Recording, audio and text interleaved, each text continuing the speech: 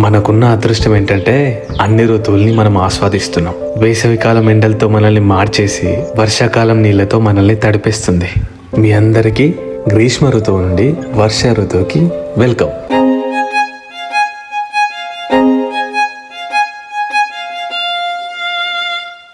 ఈ వర్షానికి ఏమేమో పురుగులు వస్తున్నాయి. మొన్న నైట్ కూడా ఇంత పెద్ద పురుగు వచ్చింది ఒకటి.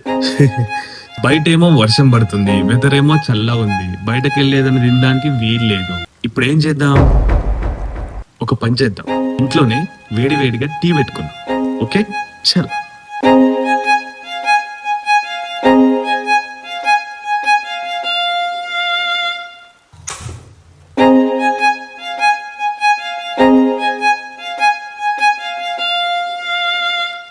ఇక మన ఫేవరెట్ ఐటమ్ అల్లం. ఇప్పుడు చెప్పండి, అల్లం టీ ఎంతమందికి ఫేవరెటో. వెదర్ ఎఫెక్ట్ కి జలుబు అవుతుంది, అందుకే అల్లం మస్ట్ అండ్ షుడ్.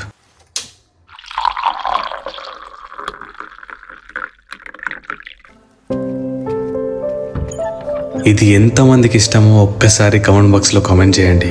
ఇది ఈజీ కాదు, మనకు తెలియకుండానే మనం ఫీల్ అయ్యే ఫీలింగ్. వర్షం పడ్డప్పుడు కానీ ఇట్లా కూల్ వెదర్ ఉన్నప్పుడు కానీ మీకేం చేయాలనిపిస్తుందో కామెంట్ బాక్స్లో కామెంట్ చేయండి. Thank you for watching. Bye.